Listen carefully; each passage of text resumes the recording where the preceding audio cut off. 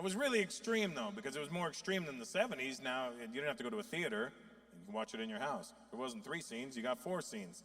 The titles still were original, but they got a little bit more risque. You know, they were like, New Wave Hookers, The Devil and Miss Jones, Taboo, you know, these still subtle. We were like, wow, this is great. This is really extreme. Then the 90s came along. You know what happened? It got more extreme. Why? DVDs came out. DVDs were the first time you saw crystal clear naked women. I remember the first time I saw a DVD, I was like, wow, I didn't know she had a scar. I thought I had a chess copy. This is great. DVDs changed the game. You could see with a crystal clear. And if you wanted to get to a specific scene, all you had to do was go to the main menu. Everything was right there, chaptered out. It goes chapters. And it was labeled. It would be like introduction, foreplay, mission, oral, missionary, doggy, money shot. You're like, it's like a buffet, you know, you're like. And it had a time code beside each one. And you play that game in your head, the 337. Can I knock this out in 337? Hell yeah, I can knock this out in 337. I was knocking it out in 2 pumps last year. Remember in the 80s, if you wanted to get to a specific scene in a movie, you had to visually fast forward and rewind.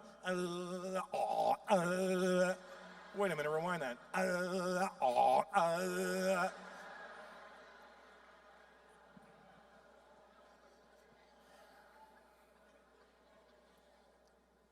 But the 90s were like, wow, this is as good as it's going to get. Crystal clear, get to any scene you want. How can it get better than this? They did get a little lazy in the 90s. I'll tell you what they did wrong in the 90s.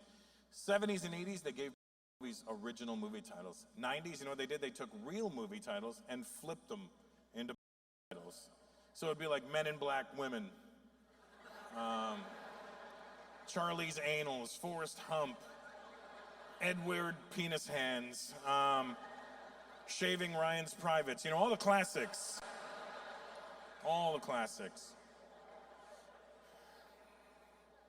And I was like, it can't get better than this. It can't get more extreme than this. But it did, Dennis, in 2000s or late 90s, 2000s. You know what they did? Portable DVD players changed the game, especially for me, because I was a comedian on the road all the time. And I bought myself a really dope Toshiba portable DVD player. I bought it in Hong Kong. And it was my best friend. It was just me and my Toshiba. It was my 9-inch screen, 7-inch screens. We were on the road. It was just 6.5, but it's girthy, but whatever.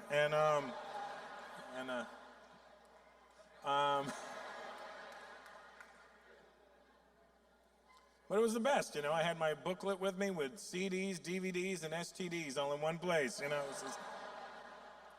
And it was considered very extreme, very extreme. If you really think about it, now I had a portable unit that I could watch anytime, anywhere. And I was like, there's no way it's going to get more extreme than this. And it did. Why? Look where we're at now.